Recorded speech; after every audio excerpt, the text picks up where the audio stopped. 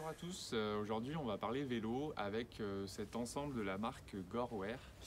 Alors chez Gore, ce qui m'intrigue toujours, c'est le nom qu'ils donnent à leurs produits. Donc par exemple, ça c'est la veste C5 Gore-Tex Infinium Thermo Signal. Voilà, ils ne pouvaient pas faire plus compliqué je pense, donc ils ont choisi ce nom.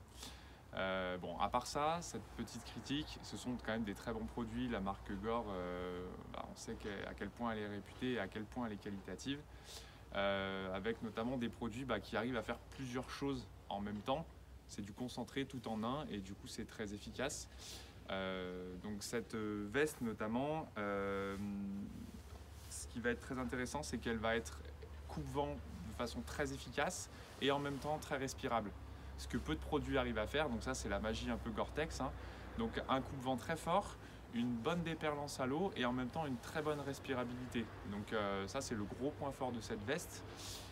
Selon moi par contre le petit point négatif c'est l'apport thermique. Donc on a une doublure polaire qui est un peu brossée comme ça et qui est censée apporter de la chaleur. Selon moi en dessous de 7-8 degrés ça va quand même être compliqué. Même avec un manche long dessous, elle est quand même assez fine. Voilà.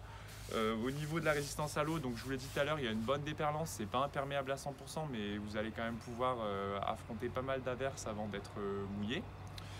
Au niveau du style, chez Gore, c'est jamais trop excellent, je trouve. Souvent c'est assez soft, noir, jaune fluo. Donc là ils ont tenté une petite fantaisie. Ça fait un peu veste de jockey moi je trouve, mais bon voilà.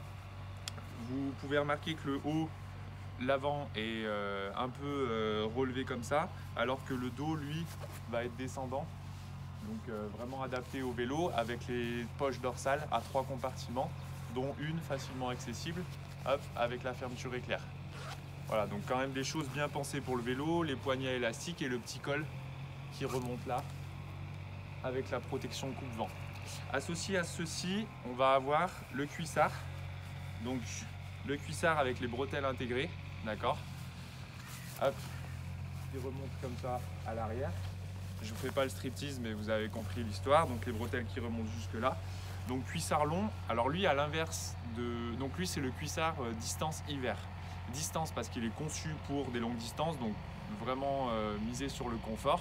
Et hiver parce qu'il va être utilisé pendant l'hiver. Voilà. Donc lui, au niveau apport thermique, par contre, il va être très très bon. Alors que il sera un peu moins fort au niveau respirabilité. Donc on a deux produits un petit peu différents. Donc lui, il apporte vraiment de la chaleur. Par contre, en termes de respirabilité, ça va être un petit peu moins bien. La déperlance est très bonne. Là aussi, c'est pas imperméable à 100%, mais vous allez quand même pouvoir affronter pas mal de choses avant d'être mouillé.